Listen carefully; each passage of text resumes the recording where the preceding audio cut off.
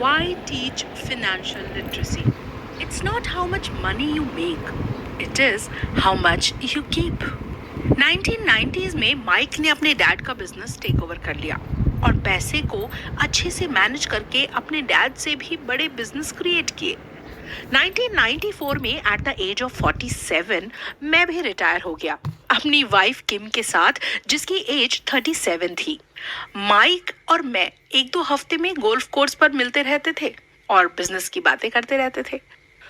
Look, retirement मतलब ये नहीं है कि काम करना मैंने छोड़ दिया। मैं अभी भी काम करता हूँ, बट फाइनेंशियल रिटायरमेंट मतलब अगर मैं काम ना करूँ तब भी मेरे एसेट्स अपने आप को ग्रो करते रहें और मनी मिंट होता रहे। एग्जाम्पल के लिए, एक ट्री को आप पानी देते हो जब तक कि वो बड़ा नहीं हो जाता, बट फिर एक बार जब वो बड़ा हो जाता है तब अगर आप उसे पानी नहीं भी देते हो तब भी वो ग्रो होता जाता है। जब भी लोग या रिलेटिव्स मुझे ये क्वेश्चंस पूछते हैं कि what advice would you give me, मैं अभी क्या करूं पैसे कमाने के लिए, या फिर आपने मिलियंस ऑफ डॉलर्स कैसे कमाए, मैं पैसे कहाँ इन्वेस्ट करूं, तब मुझे एक ही स्टोरी याद आती है, द रिचेस्ट बिजनेसमैन। 1923 में ना एक group of our greatest leaders और रिचेस्ट बिजनेसमैन, इन सब ने मिलकर एक मीटिंग करी एजवाटर बीच होटल शिकागो में। उनमें से कुछ नाम है चार्ल्स श्वाब, जो कि हेड है लार्जेस्ट स्टील इंडिपेंडेंट कंपनी के, सैमुअल इंसुल जो कि प्रेसिडेंट है लार्जेस्ट यूटिलिटीज के, हावर्ड हॉब्सन जो कि सबसे बड़ी गैस कंपनी के ओनर है, और बहुत बड़े बड़े लोग थे। कट टू 25 साल के बाद मोस्टली ये सारे एलीट लोग बैंकक्रप्ट पाए गए। मेरे हिसाब से 1929 के मार्केट क्रैश की वजह से वो सारे लोगों ने अपने पैसे गंवा दिए। मार्केट्स में अप एंड डाउन आएंगे, पर आपके पास जब फाइनेंशियल एजुकेशन होता है तब आप अपनी वेल्थ को ना सिर्फ बचा सकते हो बट उसे साइमल्टेनियसली ग्रो भी करवा सकते हो।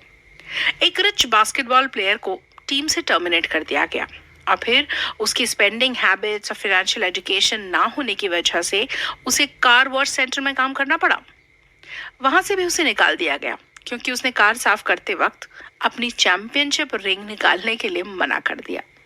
आपने ये नोटिस किया है कि कैसे लोग मिलियन डॉलर्स की लॉटरी जीतते हैं और फिर एक साल बाद वैसे ही हो जाते हैं जैसे पहले थे? आई एम श्योर आपको पता ही होगा। अब यहाँ प्रॉब्लम ये है कि लोग मनी पे ज्यादा फोकस करते हैं पर एजुकेशन पे नहीं, फाइनेंशियल लिटरेसी पर नहीं। Rich people acquire assets. The poor and middle class acquire liabilities that they think are assets. अमीर लोग assets खरीदते हैं, whereas गरीब लोग liabilities खरीदते हैं जो उन्हें assets लगती हैं। Rule number 1. You must know the difference between an asset and a liability and then buy assets. सबसे पहले आपको एसेट एंड लाइबिलिटीज में फर्क पता होना चाहिए और उसके बाद आपको एसेट्स खरीदने चाहिए। एसेट्स क्या होता है बेटा, अब इसके बारे में इतना टेंशन मत लो। अभी सबसे पहले ये आइडिया अपने दिमाग में सिंक इन करने दो। एसेट एंड लाइबिलिटी में से एसेट्स बिल्ड करो and you will be fine for your life.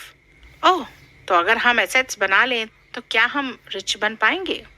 और ये इतनी सिंपल सी बात पता होने के बावजूद भी लोग अमीर क्यों नहीं बन पाते? सिंपल, क्योंकि लोग एसेट्स एंड लाइबिलिटीज में फर्क नहीं समझ पाते हैं।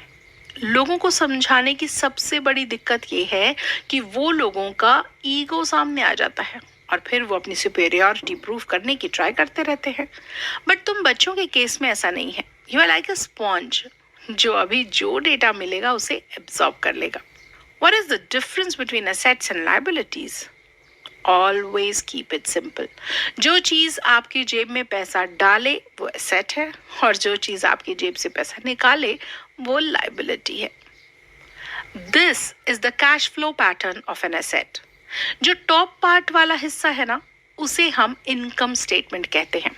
वो यूजुअली हमें हमारे इनकम और एक्सपेंसेस बताता है, और जो नीचे वाला डायग्राम है उसे हम बैलेंस शीट कहते हैं, जहां पे हमें हमारे एसेट्स और लायबिलिटीज को मैनेज करके इक्वल रखने की ट्राई करनी चाहिए। This is the cash flow pattern of a liability. जैसे एक एसेट आपकी जेब में पैसा डालता है, वैसे ही एक लायबिलिटी आपकी जेब से पैसे निकालती है। अगर आपको जिंदगी में एक अमीर इंसान बनना है तो आपके एसेट्स का कॉलम ज्यादा होना चाहिए, लायबिलिटी के कंपैरिजन में।